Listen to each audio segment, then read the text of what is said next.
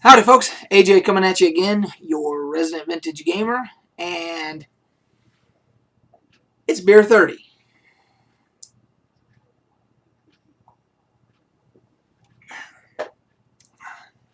Hope you guys had a decent week and the stresses of the jobs and everything weren't too much.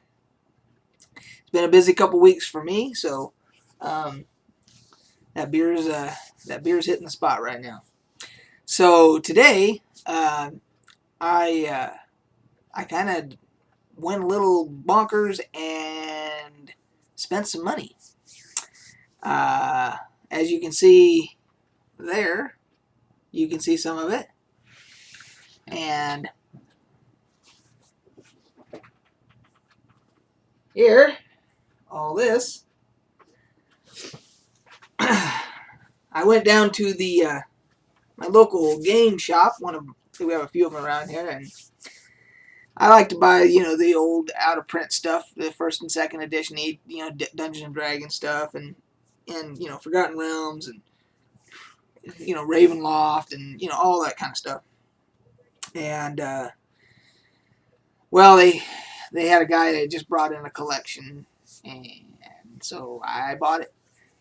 I shouldn't say I bought most of it. There was some of the stuff that would have been duplicates for me, but I went through it and I bought most of it.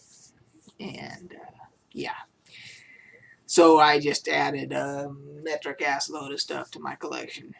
And so I'm going to be going. I went through some of it, and so there is a lesson to be learned here, though. Because the shop owner, and I've been in his shop several times, he assured me that all the box sets, there's box sets in there, as you can see right here. There's these box sets right there. He assured me that they were all complete and everything. Now, this stuff's all used. None of it's new. None of it's shrink wrapped. And he assured me that everything was complete and everything else. And by the way, I got it for a really good price. So I'm not complaining about the price at all. But there's three after I got home and went through everything, checked it against the contents that should be in there using the internet and everything else like that. And there's three of the box sets that are missing pieces, missing something. One's missing a map, and two of the other ones each are missing a booklet or something in them. So three of them are incomplete.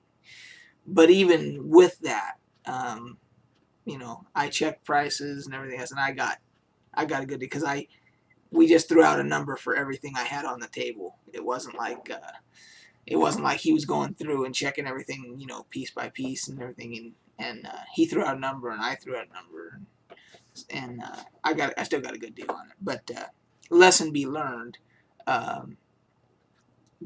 If you don't know what's in a box set, if you're a collector and you go to a shop or something like that, if you don't know through personal experience or having looked on the internet or whatever, pull out your phone, take the extra minute, pull out your phone, look it up, eBay, Amazon, whoever, and find out. You should be able to find out fairly quickly what should be in there. And I should have done that today. But I'm a dumbass. So, and I'm a kind of a trusting guy.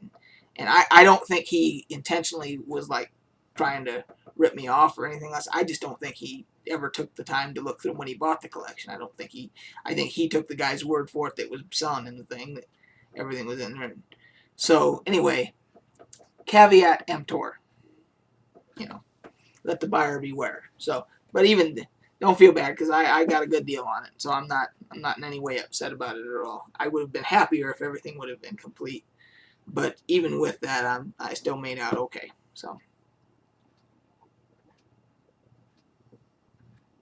and besides that, beer makes everything okay.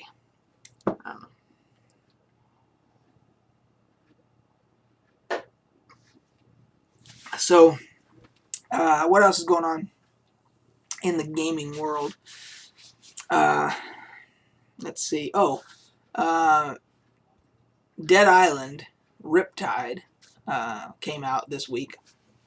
I have not purchased it yet. It's $40, and it seems a little steep for me for DLC. I mean, it's basically a DLC. They're calling it like a sequel, but in my opinion, it's just a DLC. They're adding a new area to go to, and there's a new character to play. But it sounds like the DLC to me, and they're charging $40 for it, $39.99. So I'll just wait, and Steam will have one of their magnificent sales, and it'll be, minimum it'll be 25% off or something like that, and then I'll feel like it's probably worth it. Because the first Dead Island was fantastic. I couldn't get enough of it. If you are in any way a fan of killing zombies, by far and above, better as far as I'm concerned, just sheer visceral, what's the word I'm looking for here? Gratification, pure visceral gratification of just mowing down zombies and stuff. Dead Island does it better than any other game. It just doesn't. It never gets old. I finished the game. I went through the entire single player campaign, played co-op with my friends, stuff like that, and it's always fun killing zombies in that game. So I don't know, maybe I'm just a sick, twisted bastard, and I like killing zombies or whatever. But anyway, so if you haven't played the first one, by all means, that's well worth the money to go through the first Dead Island.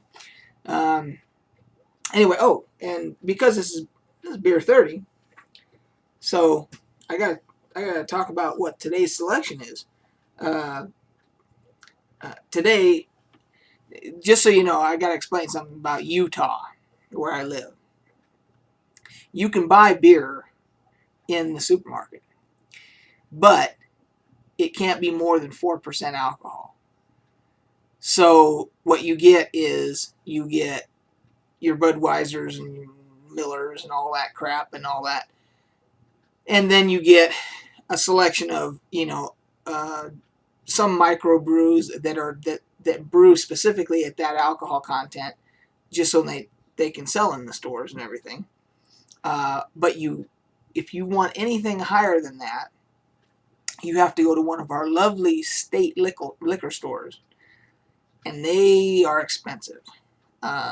You're going to pay for a 6-pack of just about anything at the state liquor store.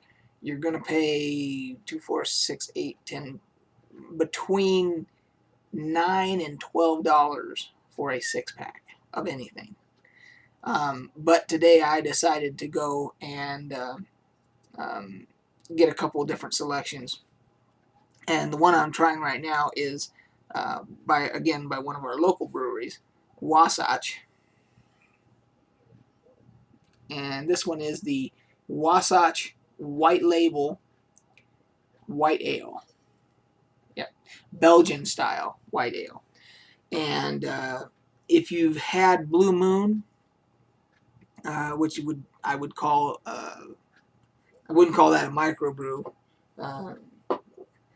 It's not really a craft brew. It's not really a microbrew. It's mass produced, but it's fairly good for what it is. In my opinion, this is one step above.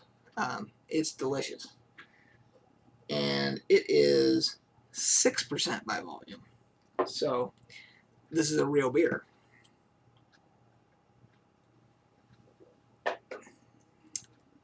If you've never tried Belgian style ale, it's kind of unfiltered. It's fairly mellow. It's not real hoppy. And it's got, it's got some tang to it, in the aftertaste and everything. It kind of hits your palate and everything. Delicious. I like Belgian ales anyway. That's today's selection. So I think that'll do it for this edition of Beer 30. If you guys have any suggestions or comments or whatever, put them below. Give the thumbs up, give the thumbs down, whatever you want to do. And we will catch you guys on the flip side.